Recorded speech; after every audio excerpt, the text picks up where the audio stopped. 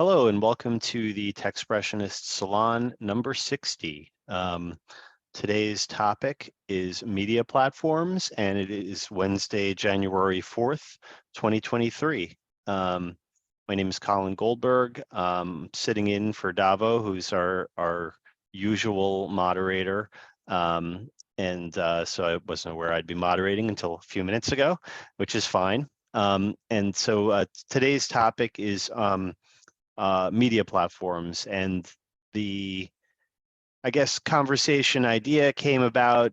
Usually we do a little sort of after party session after the salon recording is ended at 7 and come up with the topic for the next salon. Whoever sort of is hanging out at the end gets to weigh in on what the topic for the next salon is. And this salon's topic was inspired in part by the emergence of platforms like Mastodon and other alternatives to Twitter that kind of have become more visible in the wake of Elon Musk taking control of Twitter, basically purchasing Twitter, and some of the different changes that have happened on that platform.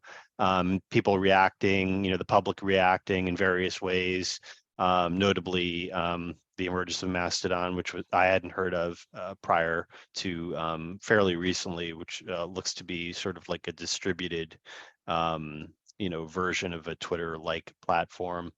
That's the general topic of conversation. I'd like to hear from you guys, and welcome to any of the newcomers, people who are here for their first salon. It's a very informal sort of session, and open to both artists and non-artists, people who are just interested in art and technology in general. I'm interested to hear what you all think. I'm glad to see a few people here who haven't been to one of the sessions in a while, and pretty much interested in seeing what you guys use, what you think is useful, anything in particular interesting about any specific social media platforms. I could sort of kick it off with a brief share about how social media has really helped Techspressionism develop. When we first met in our first salon, it was myself, Patrick Lichty, Steve Miller, Oz Van Rosen, and Helen Harrison.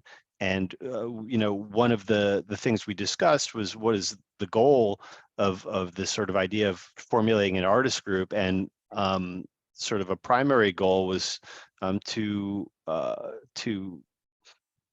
sort of solidify a definition of Techspressionism, which we decided upon on that session as an artistic approach in which technology is utilized as a means to express emotional experience. And then the sort of goal of the endeavor would be to help find artists who identify with this idea and to work together to bring the term into common usage. So one thing that I had been doing from the sort of get-go was using Instagram as a way to locate other artists that I thought, from a curatorial standpoint, that their work resonated with this idea, and then introduce them to the idea of Techspressionism through the hashtag and tagging their work in a comment with the hashtag. And that's how I initially met Davo and a bunch of the other artists, and really that was the way that the artist index originally got established, was, and is still continues to grow, is through primarily Instagram and the hashtag, which now is somewhere around 55,000 posts on Instagram. And many thanks to Renata Januszewska, who's our Instagram curator. She's been doing that for quite a while now. It's really been, I feel like the project wouldn't be where it's at without Instagram, which isn't to say that there's anything intrinsic about that platform, or that I'm a huge fan of the Meta Corporation. But I think that without it, it probably wouldn't be where it is now. So that's pretty much all I'd like to say about the topic, and I'd like to open it up to you guys if anyone would like to to share anything, any thoughts about the idea of media platforms. Renata. Yeah, thank you, Colin. And thanks for mentioning my curatorial job. I really enjoy it. And I've learned to use Instagram as part of my practice because I feel like every moment in the day that you're working on your artwork, it's contributing to your development as an artist. So I've found myself making stories a lot because it's not as big a commitment somehow to me. When you post a story on Instagram, it goes away after 24 hours, but you do have an archive that you yourself can look at of all the stories you've ever posted, which is amazing that they can store that much information. But I just wanted to mention on making a story now, what I do is I make stickers out of I call them elements. They're like characters in my work. And I paste the stickers right into the story and make a composition, or I might use a filter that Instagram provides, which at first I was really opposed to. But the longer I do it, the more I just see it as part of my artwork for the day. I just thought I'd mention that, throw that out to people. And the other thing I've learned a lot more about is on social media platforms is being able to use emoji. And I'm really a big fan of the emojis as little miniature works of art in and of themselves. I believe they're designed in Japan. And if you take an emoji like the rose or the poodle and you blow it up, you enlarge it, you'll see how amazing the drawing is and the stylization of whatever it is they're capturing. And I have to make a mention of my emoji tutor. I'm learning about emoji use from Moritz in Frankfurt. So that's, for me, it makes Instagram more entertaining somehow as an artist if I can create on the spot as I post. I just thought I wanted to share that. Thank you, Renata. Yeah, I think there's a lot to platforms like Instagram, especially, that they're constantly changing and evolving, and I feel like I'm always learning interesting things about, like how you can use stickers, like a link sticker. You can add an external link, and it's a way to drive traffic to a particular content item, that you can't really do in any other way with Instagram. And from what I've heard, the kind of magic formula is to use all of the different possibilities as much as possible. The algorithm likes that. If you're doing stories, reels, static posts, kind of cycling through those different formats versus just using one type of publication, I think that makes a difference. And also regular posting, I think also it tends, the algorithm, or whatever you'd like to call it, I guess it really is the algorithm, tends to favor that approach. And I've been doing these, I started out having Chat GPT create haikus for me every day, which, much to my wife's chagrin, she hates that and says that they're brainless.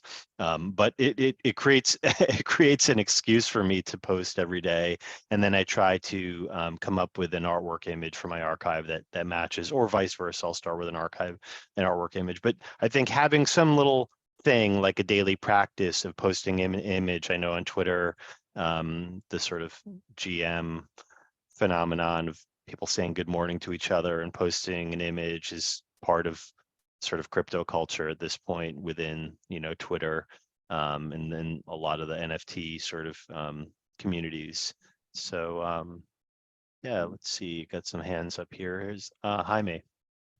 Yeah, first of all, hello everybody, and I wish you a happy new year to all of you. And also, my main comment is just stay creative. It's a new year, and let's go for it. Now, my experience with these platforms, Instagram, is basically what I use almost every day, especially when we were during the pandemic. I was able to use one image every day and also publish it. At the same time, after the pandemic, we had this social revolution in here that I was able to capture very raw images of the events that were happening with the social unrest. I was able to put one image every day as well. And also I was using the hashtags, experimenting different names, different galleries, different suggestions that I have available. Even we have this software to create the hashtags that you can use as to become popular or to become more user-friendly or to reach to a different areas. However, at the end of the day, they started to limit my accessibility because I don't pay for it and I don't plan to pay either, other than invite the artistic community, regardless of what they are, let's say different techniques, different digital artists, oil painters, video editors, anybody that can feel comfortable producing art. So I use those hashtags to invite these people and these groups, but I found almost like 1 out of 1,000 people react to that one, and the rest start to leave you out. And for instance, I have a couple of thousand posts, and I started with like maybe 200 likes, and then they went down and down and down, even though I tried to engage in a conversation or in ask questions. What's the future of the art? What's the future of the digital technology? What's the future of this? And then kind of like they die out, and then eventually they are suppressing all my posts. Of course, my art is a little bit dark, and I depict the dystopian of our daily living. Probably they don't like that one, which is okay, but they don't tell me why they censor or they dislike me and they keep leaving me out. Well, that is the Instagram experience that I really do not have much of comfort because it's like, kind of like I say, I'm not wasting my time here. I'm just trying to get somewhere with your contributions, because basically I do not make money out of it other than just sharing the experiences and in the art community and see how far we can go and which direction we can go, even though I have my own direction. But I would like to see what other people are also experimenting with these platforms. Now, this is Instagram. Twitter, they completely ignore my posts, even though I invite them with a very professional manner and fashion, but they really don't react. Facebook, I find that also they limit my posts. Even a few weeks ago, they just said that my posts are that pretty dark and not suitable for Facebook. I said, thank you very much. Have a good day. Well, I see also the degradation of the system by themselves, that they do not the direction that they want you to go, and I'm not going to go the way they want it. I have my own personality and my own thoughts that I would like to go in that direction as well, but I do not want to follow what they want me to do it. So in that case, my posts have been also been diminished slowly. Of course, I would like to, I have embraced these technologies 100%, but I don't see much of a retribution of that in terms of, let's say, to thank you to the platforms, other than say, well, I don't think I can keep going with this in this system. We have to find a different way to do it. However, when I, for instance, when I post, when I put the hashtag of ours, like I say from ours, which is you, Techspressionism, there are no more than 5 people that have reacted to that one, and they do not like to engage. They say, no, just, I don't understand why they refuse to acknowledge that this is a platform to give the opportunity to the artists to express what they want and to invite and show their work as well. It's not going to be the best of the best, but at least they have to have a way to represent what we are doing. And I do not know, maybe you have different ideas, different thoughts, but I'm just talking about my personal experience by using these platforms that are not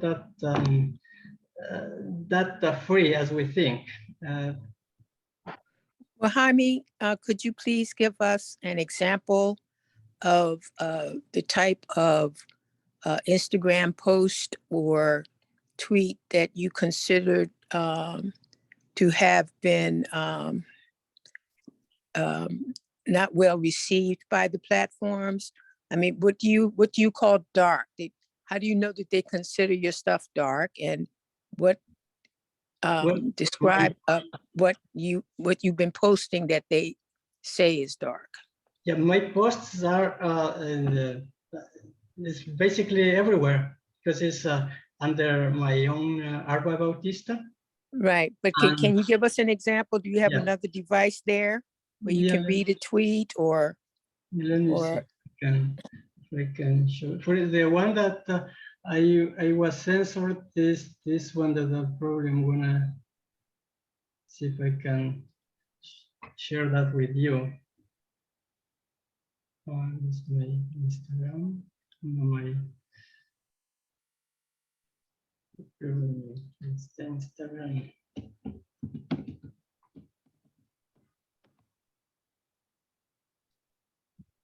Bear with me, I'm gonna already share with you. This,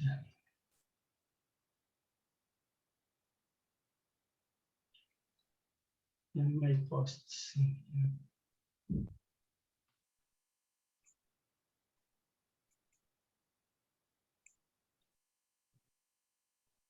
Well, I'm going to share your Instagram link in the chat. Yeah. Jaime. So that's one thing that we can do to counteract the suppression, is to share and share alike. You know, I feel like that as individuals working within a system that is not within our control, we still have the ability to exert influence by our actions, you know, through our actions. And that's something that we can do, you know, as a community, I think, is take the work that we like, put it out there, amplify it, you know, and interact with one another. Yeah, I'm sharing already. Can you everybody see it? Mm-hmm. Yeah, these are 15 seconds of depicting our dystopian city where we live, because I experience this every day. And this, I have the note that it was rejected. I do not have it anymore. For some reason, they deleted it. But in this case, I have just very few likes. But this is the kind of work that I normally produce, and these are pretty much available to everybody. If you can, I don't know if you can access my number of viewers. Yeah, and then of course. So, when you say it was deleted, I mean, I've been watching you on Instagram and like you sometimes. Did it just disappear off your feed? Yeah, or they disappeared. They disappeared. They removed, but I reposted. Okay. Well, it sounds like you might have been shadow banned, what they call shadow ban, Jaime. It's an area that not a lot of people know much about. It's just that sometimes Instagram appears to ignore certain accounts, or the algorithm doesn't favor sharing content from certain accounts. But one way you can counteract shadow banning is to hold off posting for about 3 days or so, and then resume posting. And that might reverse some of the negative viewership or negative exposure that you've been getting. Yeah, well, this has been going on for a couple of months already. I would say almost like a year ago that they started just to reduce the number of of followers as well. Right. Well, Anyway. You try posting every 72 hours and see what happens. Do that for a week or so. Mm-hmm. Yeah. And see if that improves your situation. Yeah, that's this is another one. These are videos. This is nothing wrong with that. It's just my point of view, and I like to express to the best that I can. And by the way, these images are produced by myself. I use Blender, I use Photoshop, I use Revit, I use different platforms to create the art. And then for the video, I use DaVinci, and yeah, that's exactly what this is.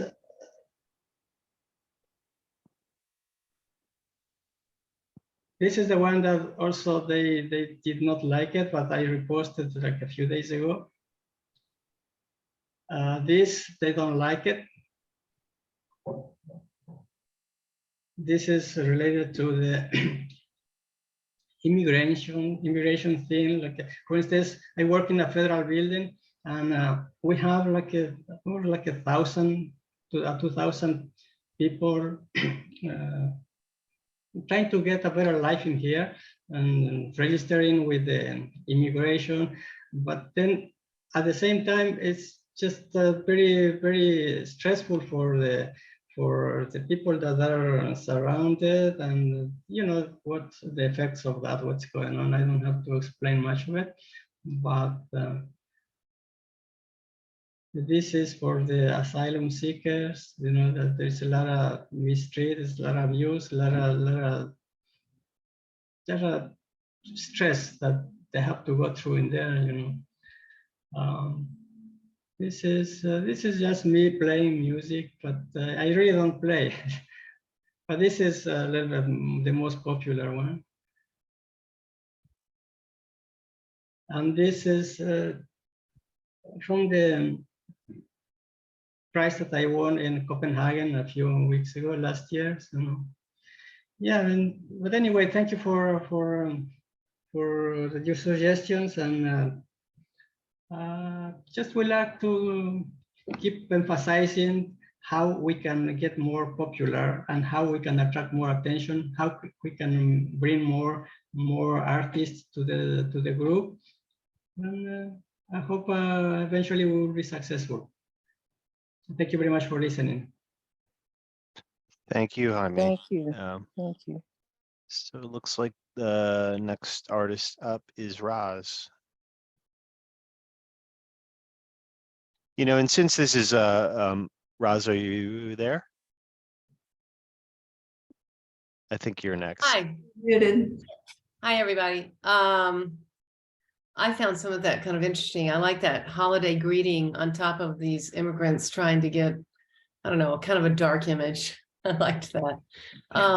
Thanks for sharing. You know what? I'm actually responding to Renata just a little bit. I realize this session isn't so scripted, but when she was talking about emojis, I think that was Renata at the beginning. And I just wanted to share a few thoughts about how, at least talk about a specific show I did where media online affected the physical space I was working on, how new media can affect us out here in this real earth space. I did a show and I posted, I had emojis. It was at a library, and it was a kind of little retrospective, and it had a bunch of my work from different arenas. And I wanted to engage children, so I hung some of the pieces low and some high, but I also put these little emojis, stickums next to all the pieces when you entered, and I invited everybody to rate the pieces. So, that would never have happened, 10 years ago. And I'm just sharing that it made a really kind of fun response, and the kids would take off the stickers, and under each piece would be a whole set of stickers, from, sad to, your tongue out, to, oh, I love it. And, it's great. And it was just so much fun to go back and look at, and I had a little place where they could stick it on the card and put how they felt about each painting. So I'm just kind of sharing, how new media affects us out here in the real world. That was a fun way to use it. Thank you, Roz. And yeah, this is definitely a pretty open session as far as the format goes. So, if anyone has comments about what one of the other artists is sharing or whatever else, feel free to just sort of jump in into the conversation. But the next hand that I see up is Lucy. Hi, everybody. Happy New Year. Happy. I thought I'd share a little bit about social VR platforms, as in social virtual reality, as one of the mediums that I create in and with and for. And in 2021, I participated in a year-long challenge of creating a new piece each week with a group called VR Art Live. So all of us were creating in or with virtual reality. And one of the things that we did was we'd get together in virtual reality spaces and hang out or visit each other's artwork on various social media platforms and social VR platforms. The main one that we used was called VR Chat. Also, we use sometimes Altspace or Mozilla Hubs. Those are the main ones. In particular, VR Chat. So I'm going to share my screen. Oh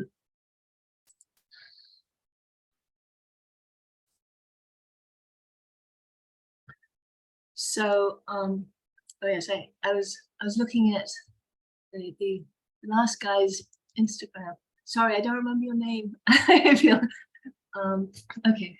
Let me find my thing. All right. Yes, Jaime. Right. Okay, so what do we look like in virtual reality? Well, first of all, we're all wearing our headsets in our own living rooms and bedrooms and whatever. But then we get together in these spaces. And this was just a space, one place that we gather. And these are my two friends, Willow Moon and Chroma Snare. Those are their VR names. And these are the avatars that they had chosen or created. And here, Willow Moon has a sparkler in one hand. She's giving a thumbs up in the other hand. Just to say that, there's a certain amount of expressiveness in when we're interacting. We can actually do thumbs up and speak to each other. And when we get together, we may get together in a group to look at, to visit somebody's world that they just created on this social reality, social VR platform. And we're in all different time zones, and we have different accents. And there's a guy in England and a woman in Paris, and I have a friend in New Zealand and another one in South Korea and several in the United States. And the gal in South Korea had to wake up at 3 in the morning to hang out with us. But we're all talking and we're visiting each other's spaces as like, this is like technical art chit chat, talking and expressing, and it's like, hey, I love how you did this. What software did you use for that? I had a problem. How did you get around this problem? This kind of chat, but we're in virtual reality with our avatars. And this is the trophy lounge where we're at. This is me. This is my avatar. Isn't that cute? I didn't create it. I wish I looked more like that actually, but sadly I don't. And this is me taking a selfie with a mirror behind me, so you can see what I look like behind.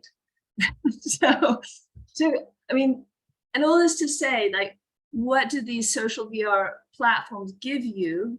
Because actually I find them very limited in creating, but they supply the all the infrastructure to visit different worlds, to connect with friends, to invite a friend to join you, to request to be able to join, to speak, to hear, to change the volume, to turn down the background music volume so you can hear the voice volume better.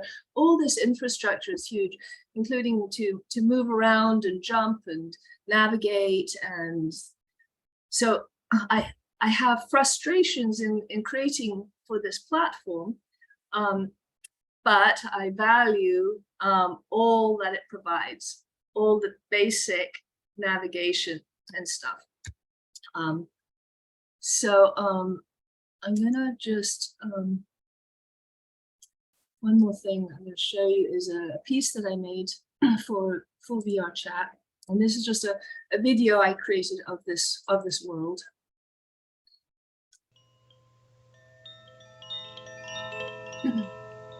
So I just created this sort of world of sort of stalactites and stalagmites, and it's called bioluminescent paint. And I just wanted to create this space where it's fun to explore, and you're moving through all these sort of vertical structures, and you can hide. I wanted to, explore that sensation of being in tight spaces, being able to hide and move through this stuff, and be drawn to an area that's a different color.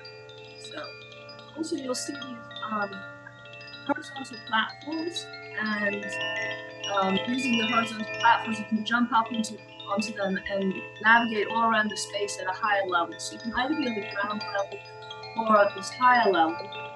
So you get this variation of height and viewpoints when you're traveling around and exploring. And you can also get outside the cave and jump up onto these horizontal platforms. And if you explore far enough, you might discover this thing, this orb at the top. So just to say, these are spaces that anybody can visit. It's a place that anybody can visit, and that's kind of a fun thing to be able to just hang out with people. Like a whole bunch of my VR friends,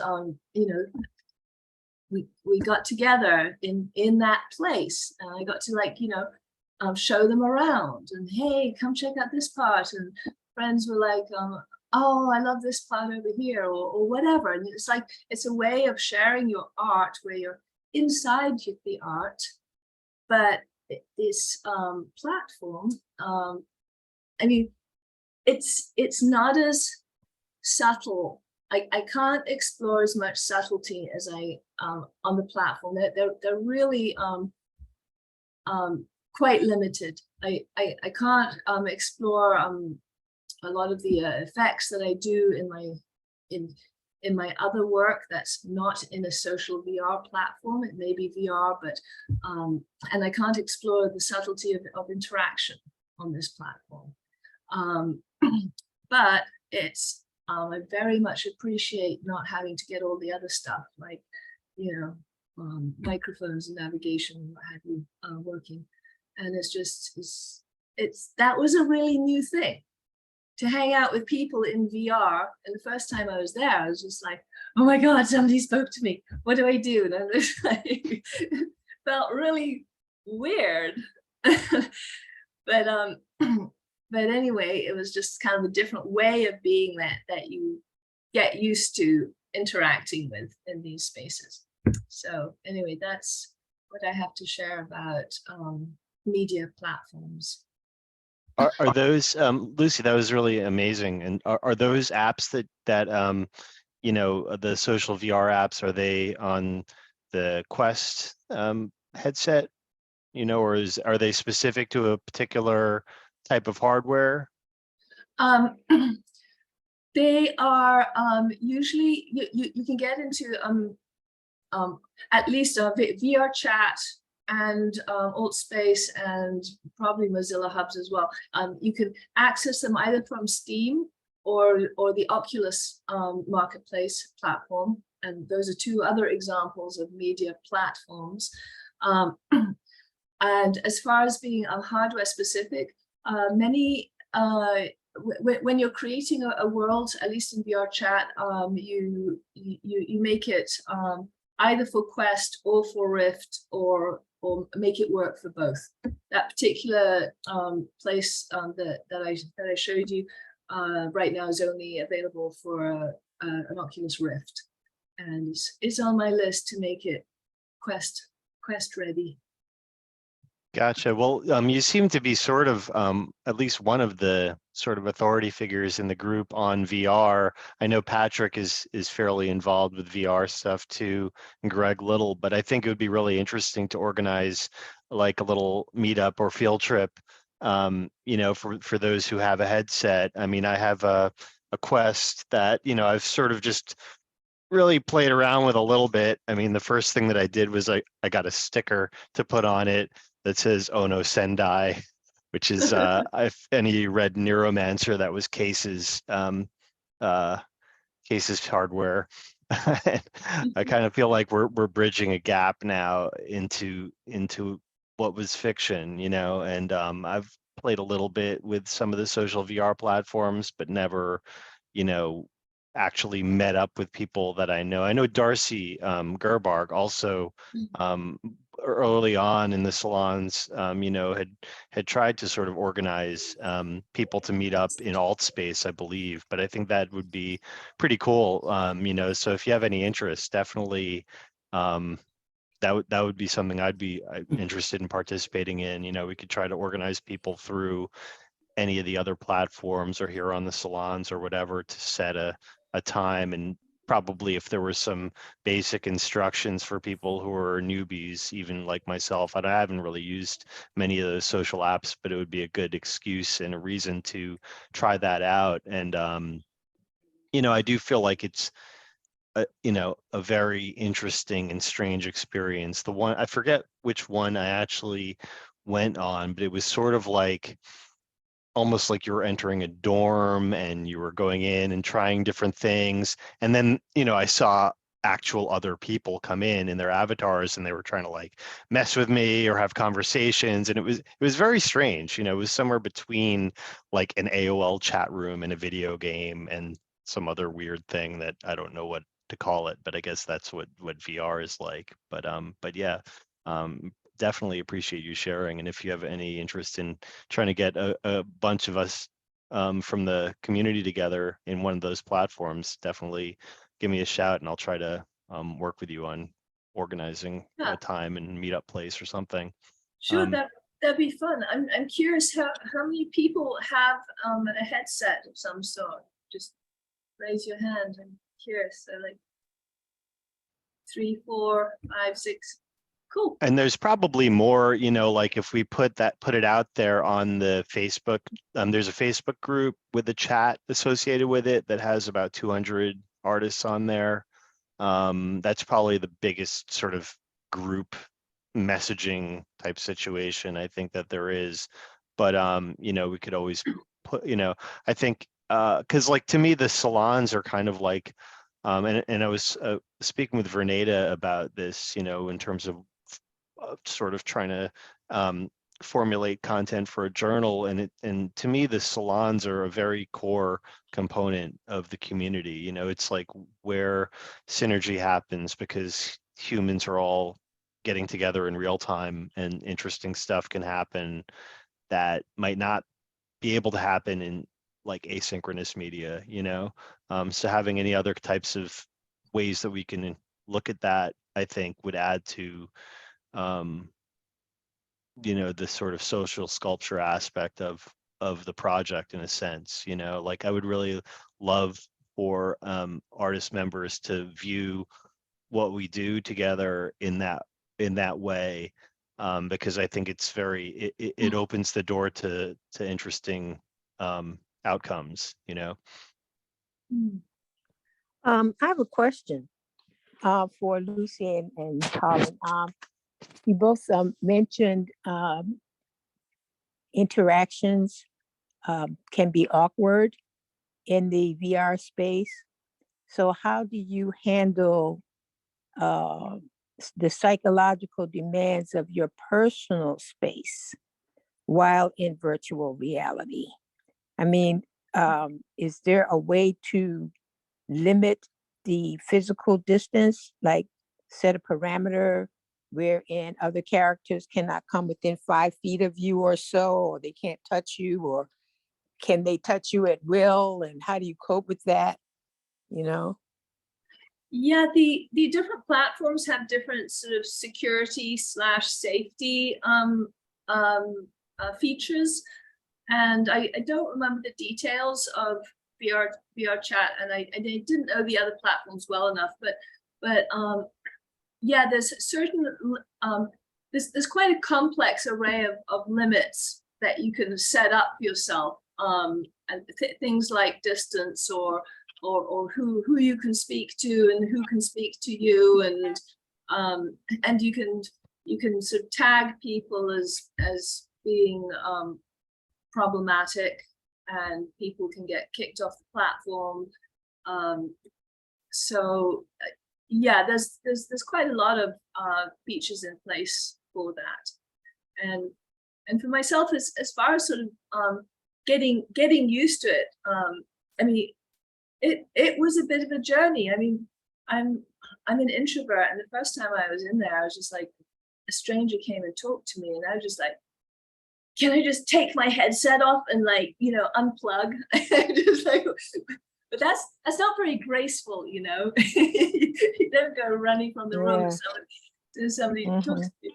But and the first time that somebody showed me around a VR space, I had to choose from like very limited number of avatars, and this was not VR chat, and I ended up kind of I don't know, selecting this avatar that was totally like a spacey woman with great big boots and big shoulders and was half in metal, and I meet this guy who I hadn't even met in real life. He was just like an acquaintance. He was showing me this VR place, and he was dressed in jeans and a black t-shirt, and I was just like, oh my God, I am so dressed wrong.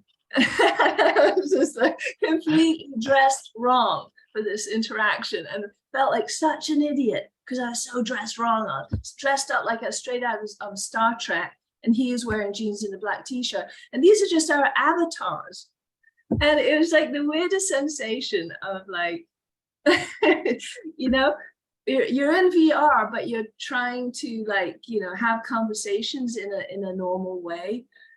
You know, a lot of our normal, you know, social ways of being, you know, and then suddenly you're in VR and everybody's dressed weird, or that first time I was dressed weird.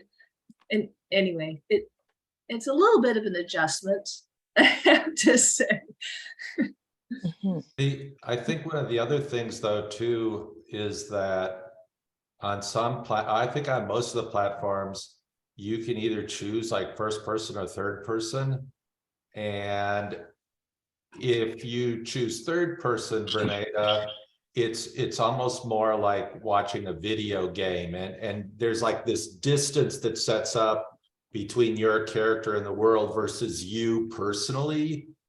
That it's a really different experience if you look at it third person versus first person. I don't know if Lucy, in your experience, one way or the other, if you found that true as well. Yeah, it's yeah, for sure that the difference between first person and third person. I mean, you know, there is the whole thing. You know, if you're in first person, then you know we bump into each other because you know most of us were not very good at navigating, and we end up bumping into each other, and you know. One kind of gets used to most of us not being very good at it. So you know, that's part of the thing. Yeah. I mean, there's always getting used to the navigation. It does take a bit of practice, and there are tutorials, and it's a good idea to have a little practice run on your own.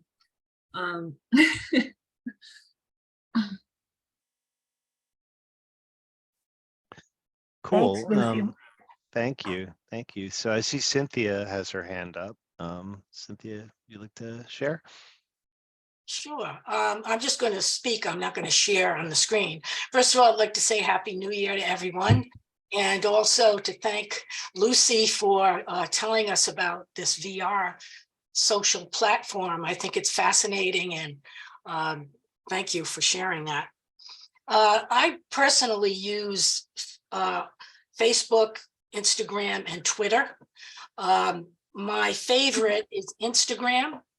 And I have worked with other artists to help them market their work. So I've been able to share, and I will share some of the things that I've done and told others to do that helps with marketing. And also it can be done, most of it, on Twitter as well. With any kind of social media, you have to water it, so to speak. You have to promote your work, and I'm sure many here probably know many of these things already, but I'll go through them because there may be people that don't know them or have something they can offer. You need to post often enough, certainly, but I find that the way I get people to follow me has to do with providing a little story with my artwork. For example, I know Colin has used the haiku. So that gets someone a little interested in, oh, how does this tie in with this artwork? Or I've used the carousel in Instagram when you post several things and ask people to select one piece that they think they like better than another. I've engaged with other people, not just by liking, but making sincere, and it has to be sincere, comments about their work. And sometimes they would then follow you and perhaps make comments about your work. And of course, in the end, I can't say I've sold anything, but I've gotten a lot of feedback about my work by engaging with others. And that to me is very valuable, and it's also inspirational for me personally. Your profile is a rich place to put information so that you can market your work. For example, your bio, you only have 150 characters that you can use in your bio.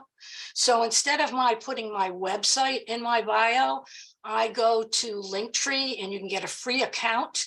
And Linktree, and I'm sure there are many of you that already do this, you can then put everything from your NFT websites, as well as your own website, as well as if you're running workshops or what have you. So that is, I think, a really powerful tool to get people out to, you know, where you are on Twitter, where you are on Facebook, etc. The other thing that's important is are hashtags. And hashtags can be important for two reasons. One, you can get seen by using a hashtag of a gallery.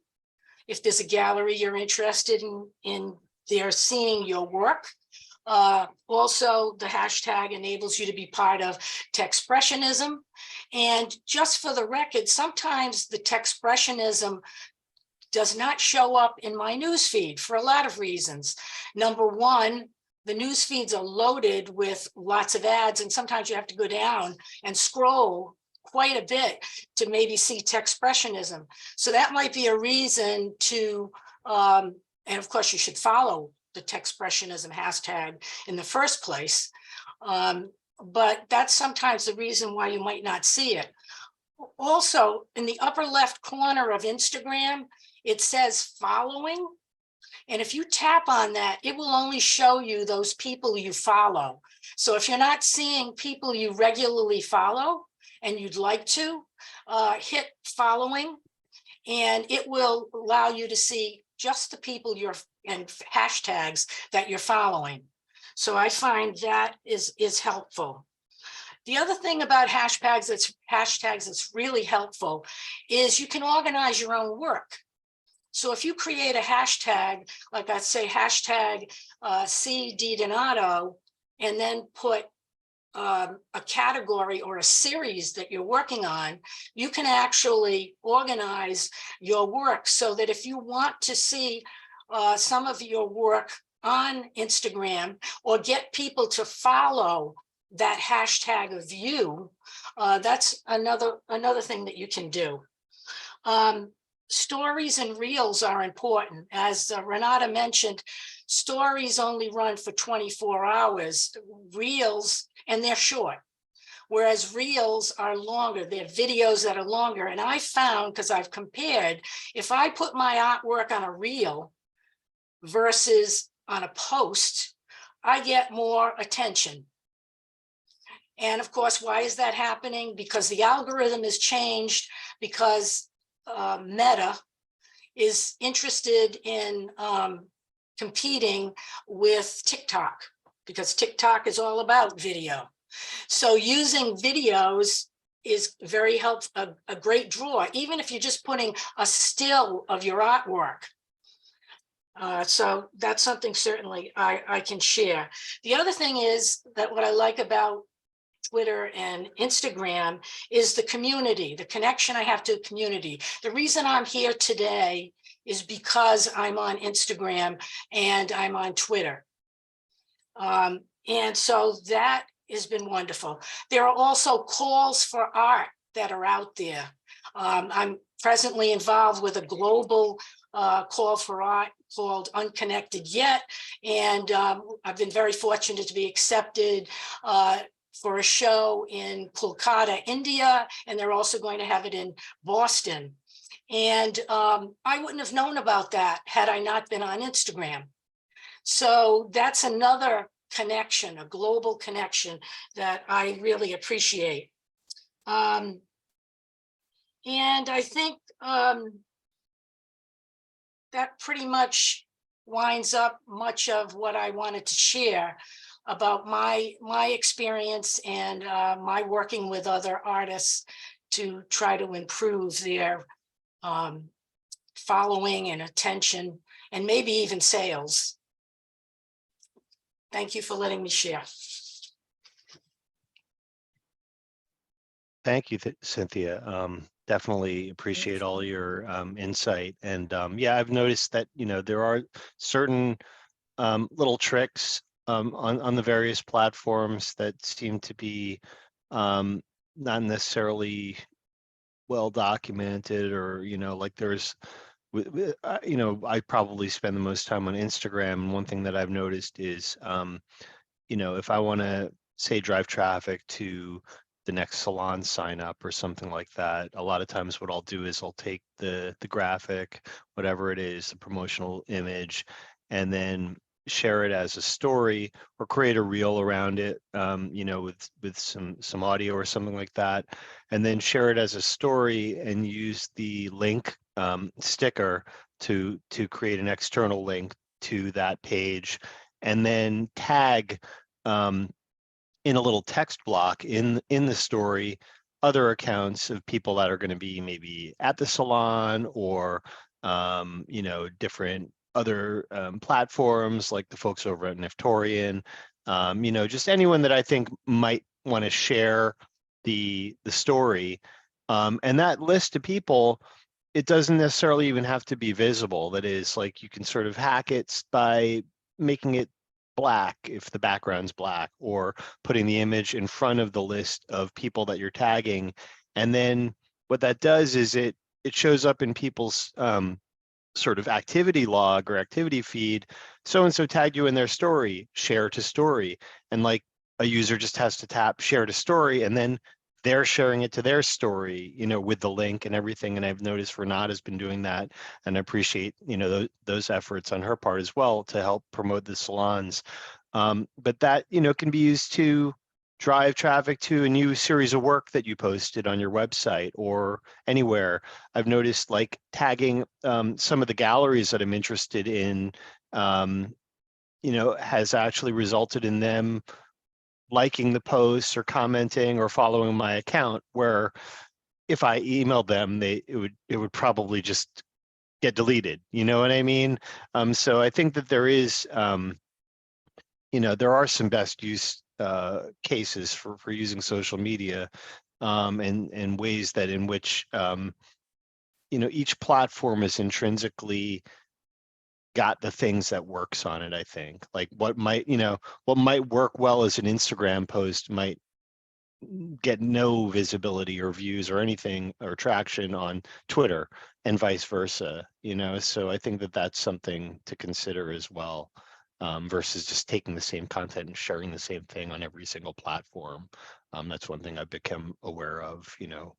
Yeah, I think I'm going to try what you mentioned. I haven't done that, and I think that's great. The other thing I found too that's really wonderful is when people share your work to their story.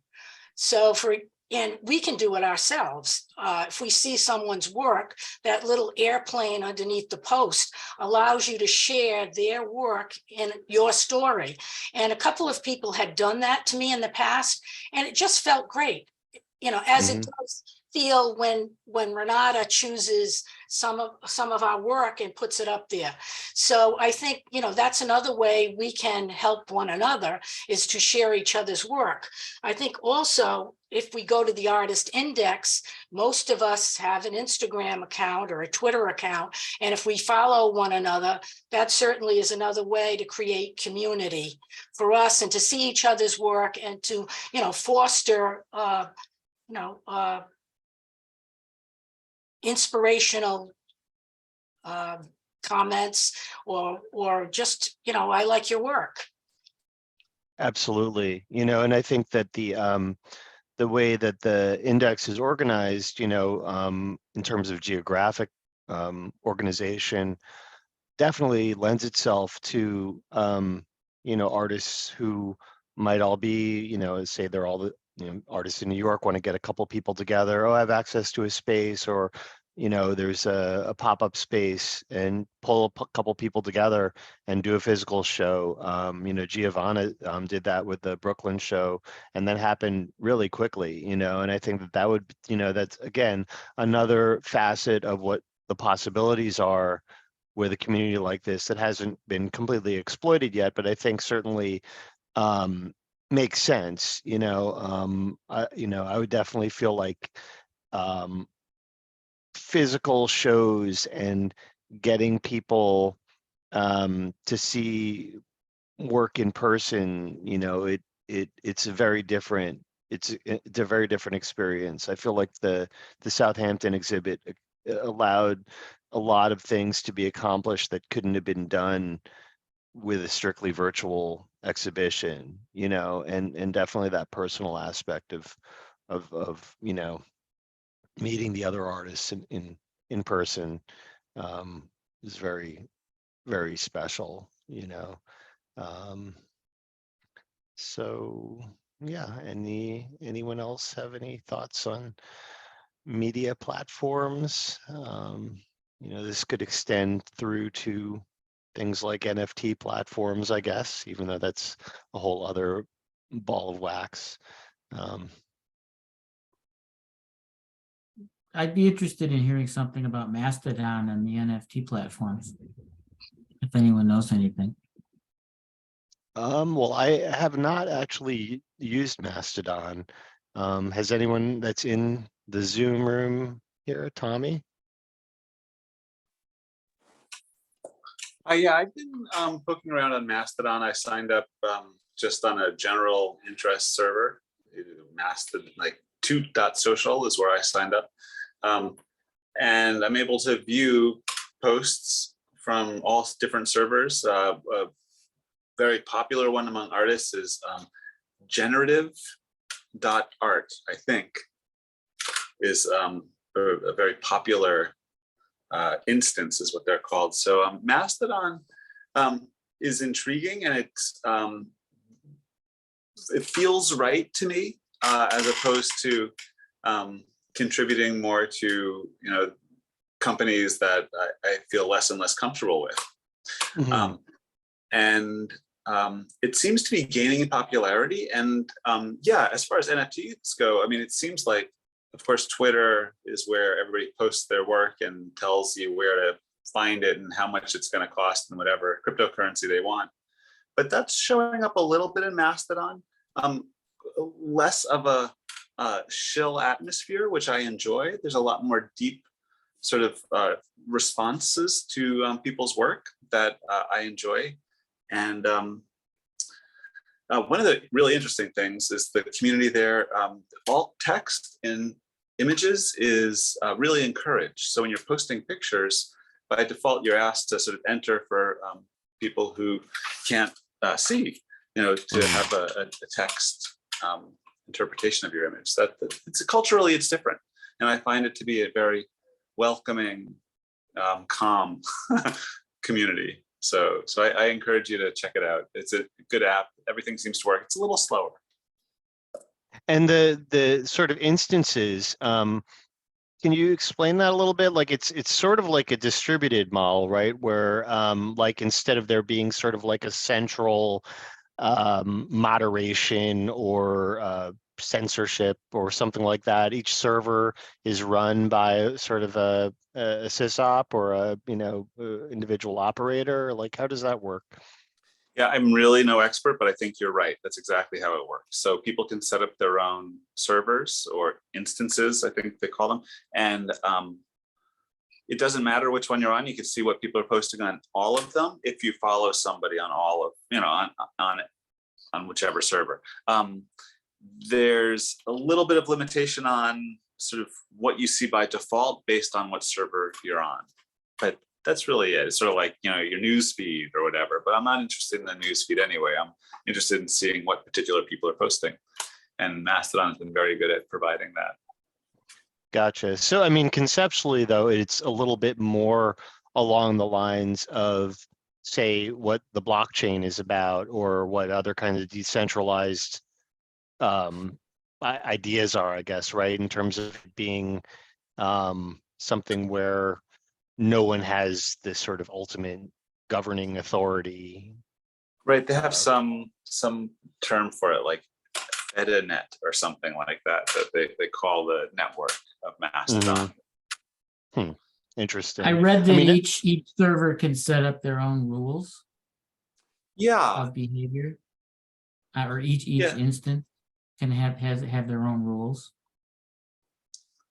Yeah, I haven't seen abusive instances showing up. I mean, I think it's pretty well, you know, managed by the community at this point.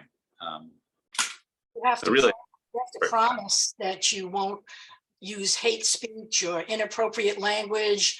Right, when you sign up, I had signed up at .world, mastodon.world, and I like that. They automatically say, listen, this is the way it is. So I think that's a real plus. And it'd be nice. I signed up because I was concerned about what was happening on Twitter. And of course, I'm on Twitter because of my NFTs, etc. But it'd be nice if Mastodon takes off. Has anyone ever considered or know anything about possibly using Discord? I've never seen Discord used for that, but I don't see why it couldn't either. I mean, it seems like Discord definitely has its following.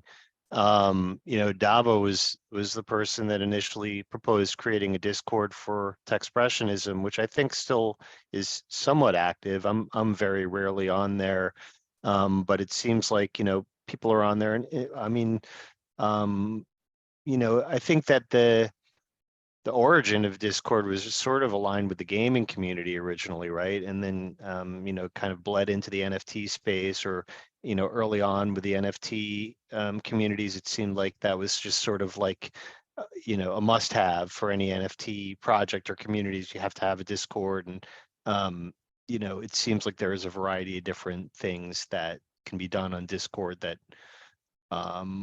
don't really exist on other platforms in terms of the way that applications can be run on there. I mean, in terms of like some of the AI image generating platforms, just basically running within Discord.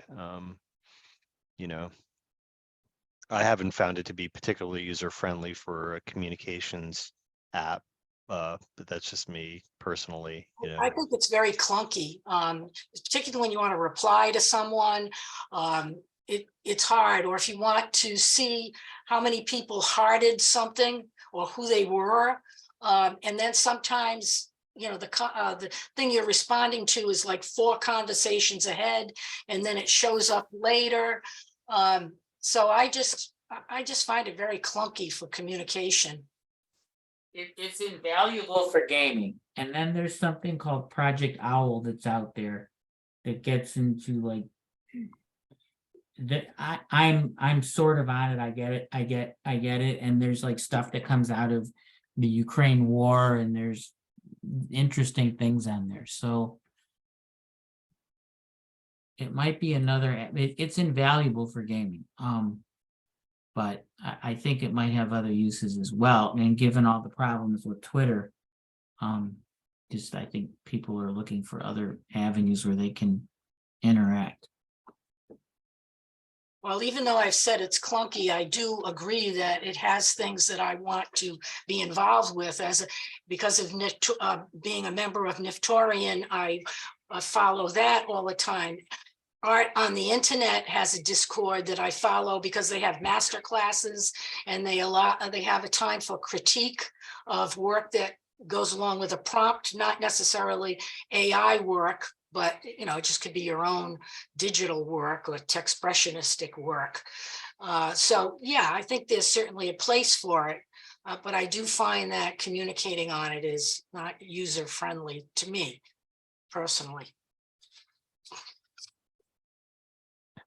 Yeah, I mean, I've found, with the community here, like, I'm definitely open to having as many different platforms accessible and available to people as there are people that want to take a lead role in being the sort of point person on the platform. You know what I mean? I feel like that's the key, is that there's somebody kind of running it, making sure the account is going well, because, we have a fairly active chat on Facebook, but there's some people that just don't want to be on Facebook, and so I don't want those people to be excluded from conversation just because they don't like the platform. And there definitely are downsides to being on major social media platforms, like we're sort of inherently giving our permission for all of our intellectual property to be consumed by AI. training, for instance, which apparently is the case. I did post a page recently on techspressionism.com with some links. One link is to the GoFundMe to sort of help protect artists from AI technologies that was discussed last time. Another link is to Artist Rights Society, which if you don't know about it, you should definitely check it out. I actually just joined it yesterday, and it's free for all artists to join. They actively, work on artists' behalf to protect intellectual property rights. And, the list of artists who are represented by the Artist Rights Society is very extensive, and pretty much you name a notable artist and they're on there. Many of the ones that are no longer on this earth. And I was very surprised to find out that there are no dues or fees for membership, and it's something that truly seems to be for the benefit of artists, where there's many things that appear to be that way, but they're really just sort of revenue generators for some non-artists out there. So it's worth a look. And if any of you guys have any suggestions, Verneda gave me a couple links that seem really interesting. Americans for the Arts, which I didn't realize is responsible for, I believe, the formulation of the NEA. It's been around for quite a while, and this Future of Life Institute, which seems like a really interesting organization as well, is on there. So, but if any of you guys have any resources that you think would be useful or align well, definitely, shoot me a message. I'm going to post a link to that page in the chat if any of you guys are interested.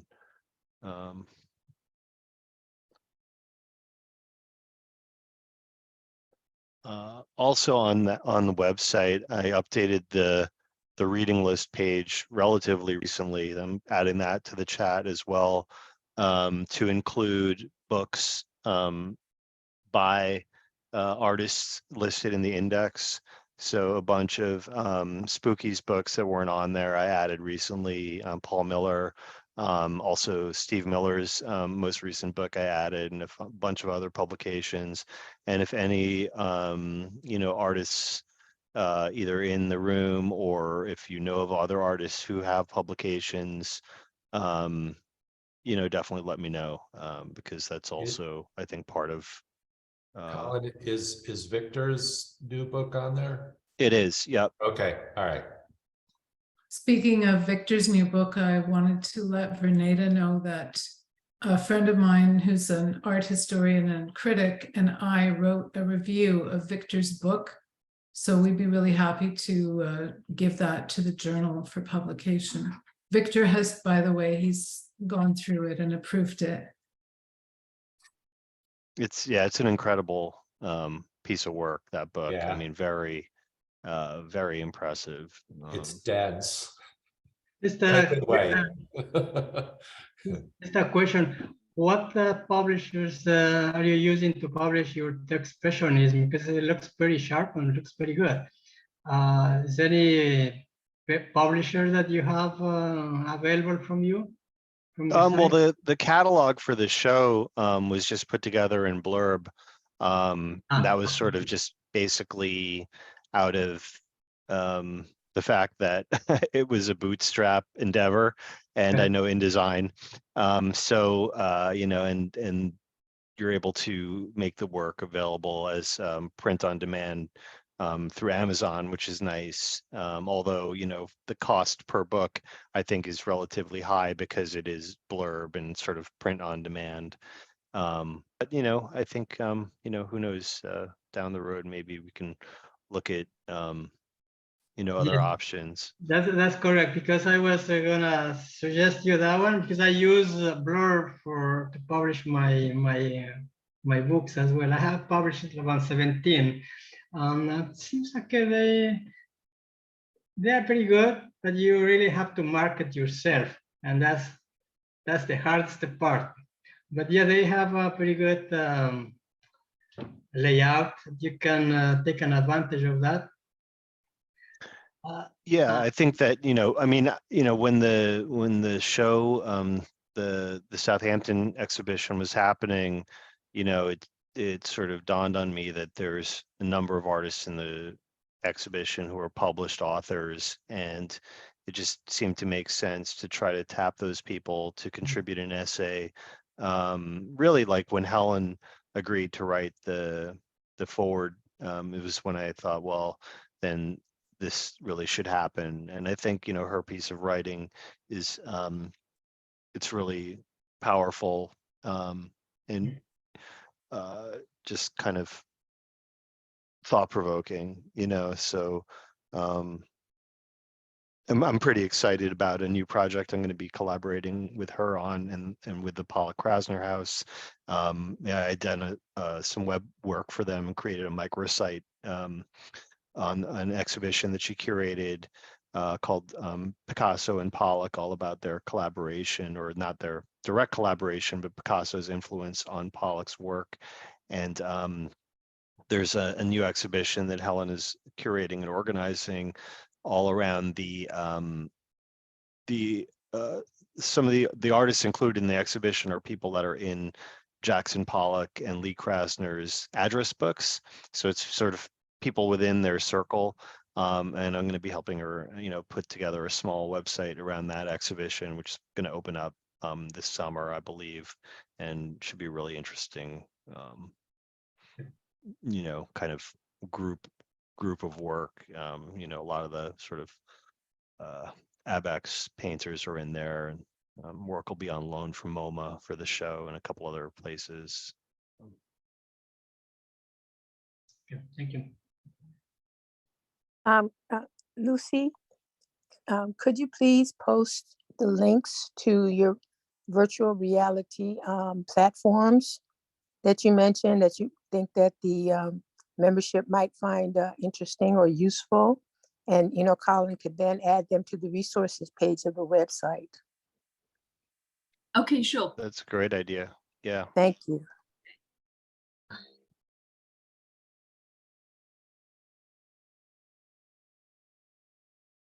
Colin, I wanted to just.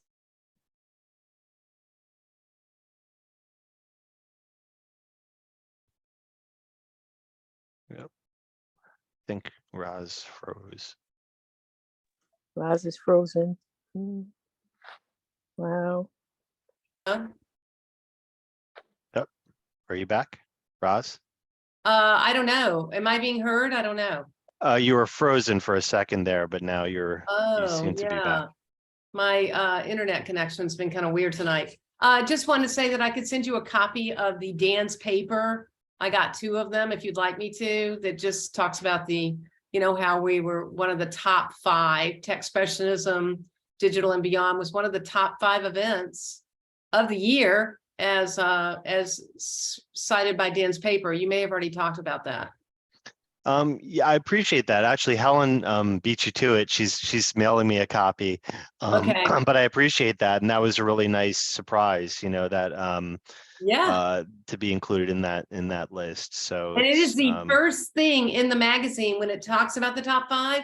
The Techspressionism show is the first thing that they talk about.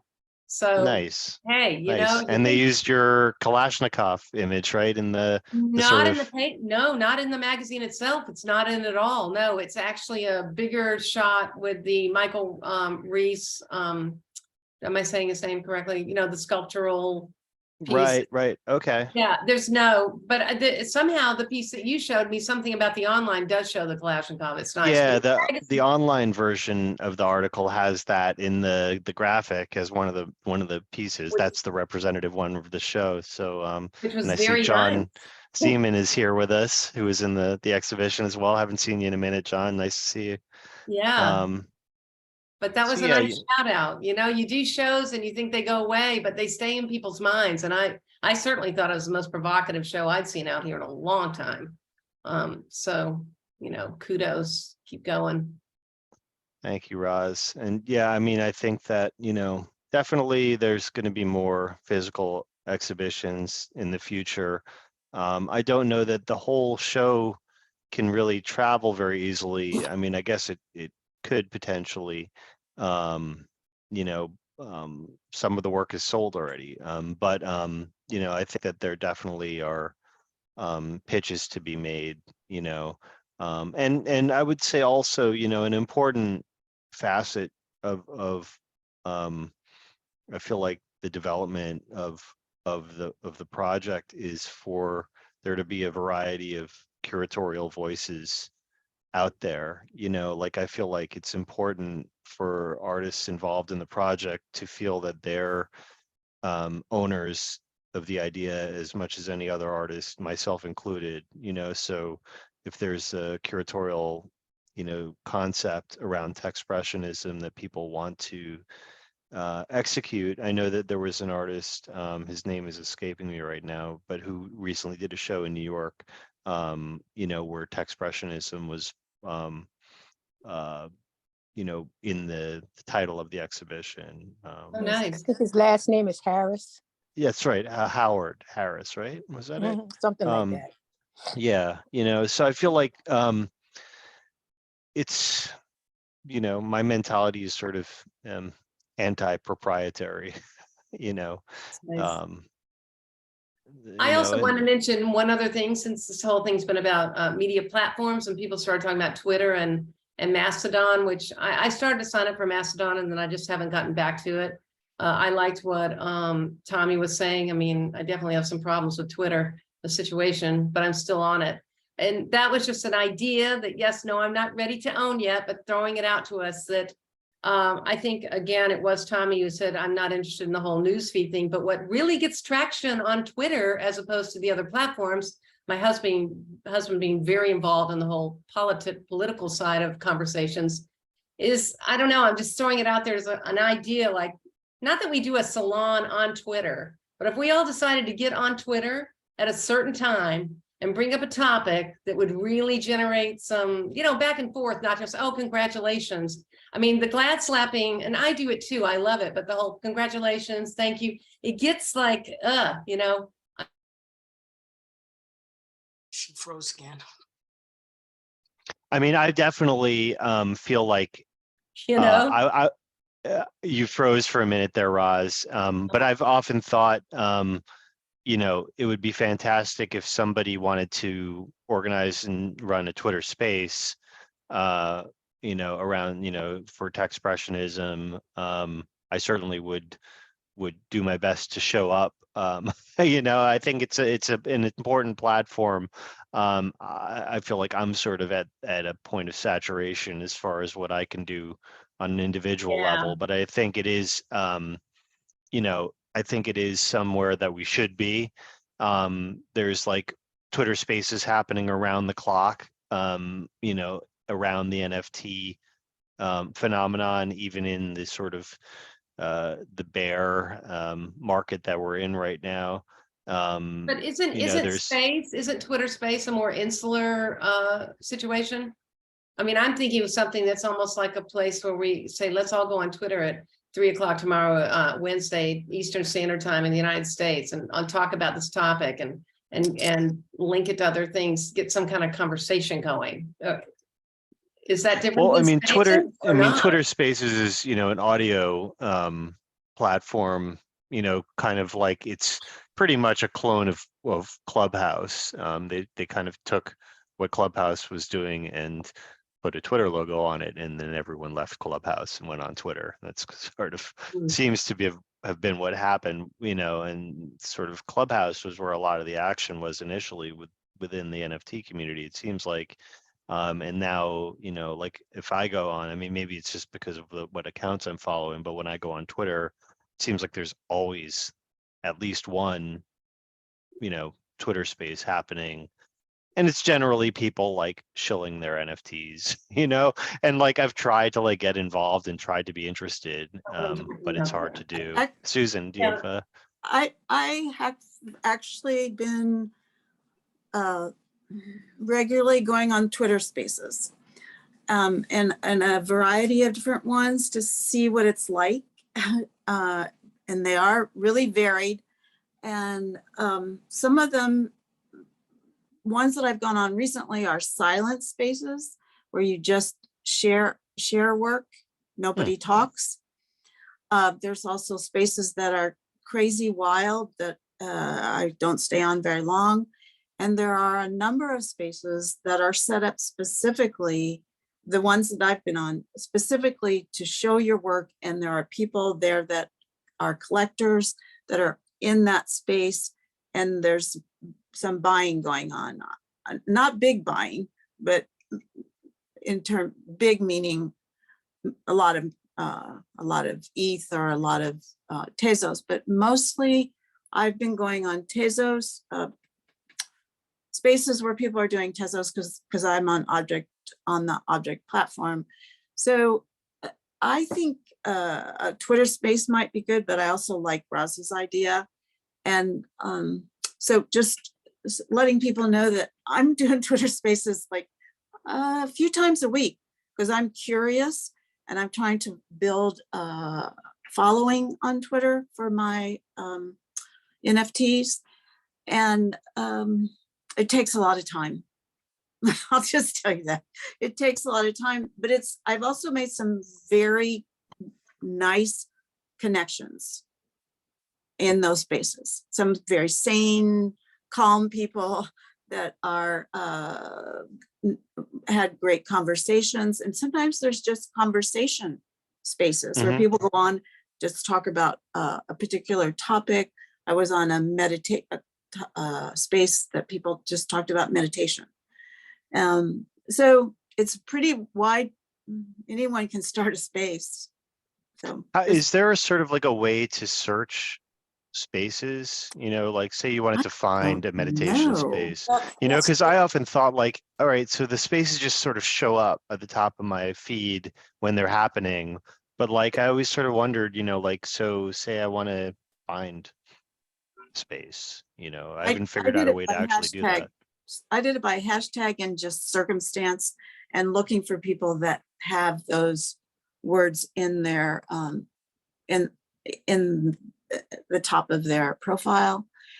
You can press on the space like icon and it'll give you a whole feed of spaces. But what I think, I don't know, somebody else could tell me. I think what's showing up at the top of my phone are the Twitter spaces that are related, that have the people that I'm following in them. Right. I think that's what's going on. Because when I go into the feed with just all the Twitter spaces, it's a lot of things that I'm not interested at all, like finances and insurance and football, things like that. But what I see at the top of mine, are people that I'm following, and I'm sort of curating my own Twitter feed by following people that I really like. And so I'm getting them at the top and it will tell me, it's really tiny. I wish it would happen on iPad, but it will tell me who's speaking. If you kind of go through them, if you've noticed before, it'll say who's speaking, and I'll sort of look through those and look for people that I like their work and I want to be in a space with, and I'll try those for a while. If I don't like it, then I'll go to another one. So it does seem like there are, a lot of interesting thinkers and people on there. I know that, curators like Tina Rivers Ryan or John Ippolito, Christian Paul, people that, directly cross over with what we're doing here are on Twitter spaces regularly, so it might be something that, if you have any interest, Susan, at some point in trying to, organize something, that would be something that would be very, very, I think it would be an effective channel for the community, even if it was like, once a week for half an hour or something like that. I think the important thing is that it's at a regularly scheduled time. you know, every week or whatever it is, you know. I mean, again, like it's a commitment, obviously. Yeah. So that's something to consider. But I feel like, you know, there's probably enough people around the community that would show up, especially if it was timed somewhat differently than the way the salons are. So people in Europe could participate, for instance, or people in Asia. You know what I mean? I think that's sort of like a thing that makes the salons difficult is time zones and other stuff like that. And people have often said, you know, it makes it difficult for there to be a true international representation because of the whole time zone consideration, you Right. know. So it's just food for thought. There are people, yes, I was on a space this morning with people from Russia and Iran and Middle East countries. And I sometimes have insomnia, and I have gone on Twitter spaces in the middle of the night. And Mhm. there's a lot of them that are going in the middle. I mean, I feel like the majority of things that have happened for me within the NFT space in terms of finding collectors, it's all been through Twitter. And like if you're on a space and then you get on stage on a space, you know, you're going to get follows. You're going to Yeah. get people checking out your links and what you're doing. Yeah. Probably more so for NFTs than any other platform, I would say, you know. I agree. That's how it's worked for me. Like I've expanded my followers by hundreds by doing that activity. Mhm. Yeah. Yeah, I mean, a lot of them are real shill fests or Yeah. a lot of Yeah. sort of, you know, sort of like crypto bros, you know, talking about the market and everything like that. You know what I mean? But, you know, there is also some pretty interesting, you know, conversation that happens, you know. And there are some people that are artists and are specifically collectors that are running spaces that have run them for 3 or 4 hours sometimes. And you can go on and ask to get on the stage, and then you can talk about your work and a little bit and share it. And I've had a little bit of sales in that way, and I've collected a lot of followers. It's just it's something that I thought I would try for promotion and marketing for my work. And it's taken me a while to sort of understand how to actually do it. But well, it's interesting because I feel like on Twitter and some of the other social platforms, like I've directly connected with people that I wanted to communicate with, you know, because there is that opportunity, you know, especially if you're actually, you know, engaging with other people's content. I think that's really the important thing, like Cynthia was bringing up, you know, to think about is like, you know, it's not just sort of like a place to publish your ads for your work, you know, like if you're actually talking with people, commenting, and there's conversation happening, then it's sort of the same thing as something like this, you know. I mean, it reminds me a little bit of those AOL chat rooms that people used to go in, or BBSs or something like that, you know. And one of the things that can happen there, and it has happened in my experience, is there's crossover among like the Victorian Accelerator people, this salon, and then I'm in another mentoring kind of international group, and a few people from there are in Twitter. So sometimes those cross connections happen, and so you end up being able to connect with people in a way and know them through other organizations. And I also use a little bit. I'm doing a collab project right now with NFTs, and I use direct messaging a little bit. Well, I message Cynthia sometimes and Renata sometimes to have conversations or ask questions. So I use Twitter in that way to communicate with people more than I do with Instagram, actually. Yeah. I ask questions because I sometimes don't understand. I think I just asked somebody the other day, I didn't understand how the silent spaces worked. What do you do when you get on there? How do you get their attention? And so I do for me, it works. It's an easy way. I know that people are going to see it, and I like it more for messaging than. And actually, something that happened on there was I was in a feature. There was somebody that runs a YouTube channel that talks about NFTs. It wasn't a really big deal, but it was a little something where he asks for people that their opinions of the platforms they're on. And I responded. And so I'm in a kind of long feature, but I am featured among other artists about my opinion about object and things I think it should go better. So stuff can happen there. And he was very nice and I enjoyed it. So my experience with that. I think that Thank you. that the spaces search, there is a search when you hit spaces at the very top, it says search, but anything I've searched from, I only get the chicken. You know, that chicken image they send when there's nothing to show? That's a Twitter, I guess. Hey, there's nothing here.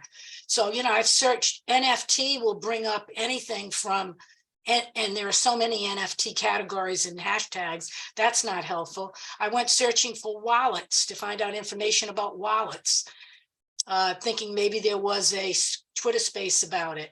And I get the chicken again. So, yeah, I think that needs serious improvement. It's hard to find. I even put someone's name in. So I guess if that someone isn't speaking in an upcoming scheduled space or presently, you're not gonna find it. So I think the best way is, as Susan says, is to scroll through the news feed and see if there's anything there that interests you, or at the top, the news feed that moves right to left. Sometimes they tell you the title of the Twitter spaces. Other times it's just who's in there. So yeah, I think it's a function of it that needs to change. I think also they're talking about putting it Twitter spaces on iPad. Oh, I would love that. Well, I would love that. You can use Twitter spaces on your desktop or laptop, but you can't talk. It took me, I don't know, maybe about a month to figure that one out. You can listen.